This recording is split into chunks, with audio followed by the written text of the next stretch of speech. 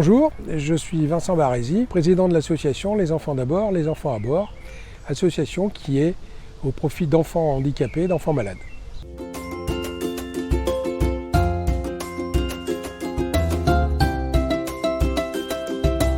J'ai eu la maladie, j'ai eu une tuberculose osseuse qui s'est portée sur une vertèbre, qui s'est pliée en deux et ça m'a pincé la moelle épinière.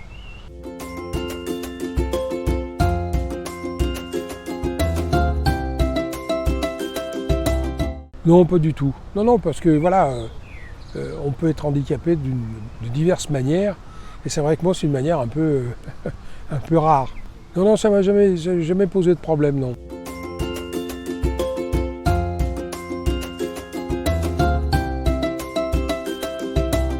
Non, je l'ai été, mais c'est vrai qu'en prenant de l'âge, je le suis un peu moins. Non, là, j'ai besoin d'aide maintenant, oui.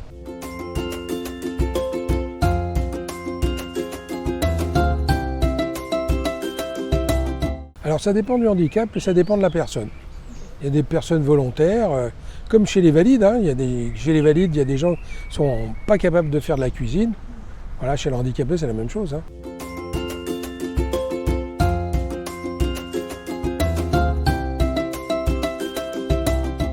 C'est vrai que beaucoup de personnes handicapées, des jeunes notamment, ne supportent pas l'assistance.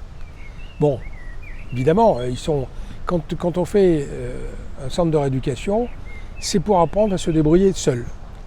Cela dit, c'est pas parce qu'on te tient la porte qu'il faut absolument se fâcher. Moi, quand on me tient la porte, ça m'arrange.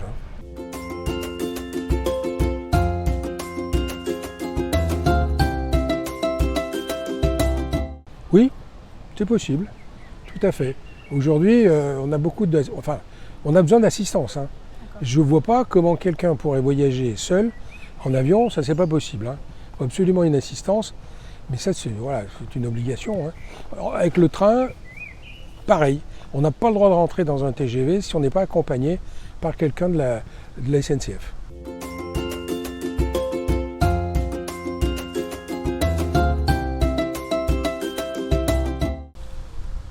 Qu'est-ce qui est compliqué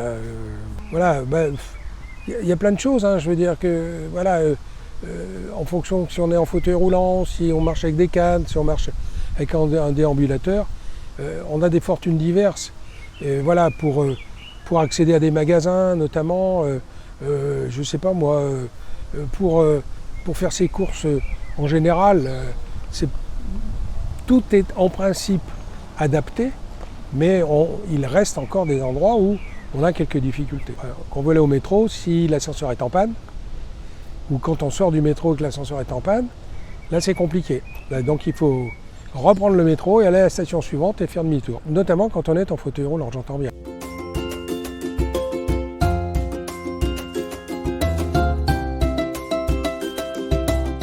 Pas forcément. Même s'il en est conscient, il n'est pas touché de la même manière que quelqu'un qui n'est pas autiste.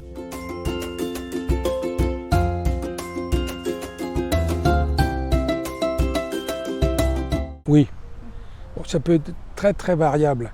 Il y a des autistes, en général il y a beaucoup d'autistes qui ont un QI très élevé. Et il y a des autistes qui, ils ont un QI comme tout le monde. Et voilà, ça fait énormément de différence. Et pareil dans le comportement. Il y a des autistes qui sont tout à fait calmes et d'autres qui sont absolument énervés, qui sont très, très bougeons.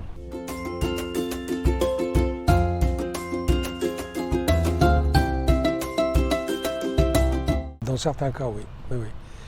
C'est vrai qu'on voit qu'il y a une différence. On voit qu'il se passe quelque chose.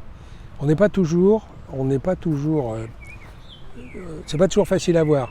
Parce qu'il y a des gens dans la rue qui mènent une vie tout à fait normale, qui ont une forme d'autisme. Voilà, alors, mais c'est différent. Ils ne sont pas touchés comme certains très fortement.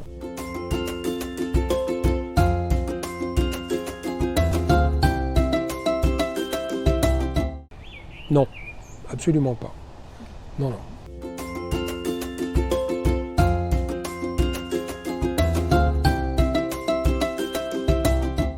dirais oui et non. Là c'est pareil, hein, ça dépend de l'individu. C'est vrai que la trisomie, j'ai connu ça parmi mes proches. Ce sont des gens qui ont eu des espérances de vie assez courtes. Voilà, c'est peut-être plus sur la trisomie. Sur l'handicap en général, je ne dirais pas forcément. Mais voilà, il y a une forme d'handicap qui génère quand même un vieillissement prématuré de l'individu.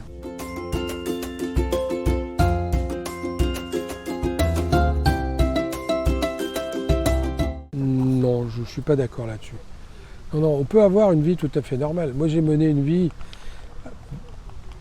j'allais dire normale, bien sûr avec l'handicap, hein, mais j'ai toujours travaillé en milieu ordinaire.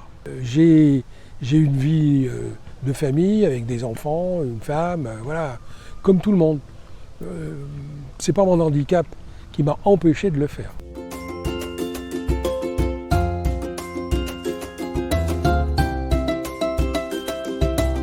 Oui, bien sûr, bien sûr. Il peut ne pas en avoir aussi. Mais voilà, ça dépend de la pathologie.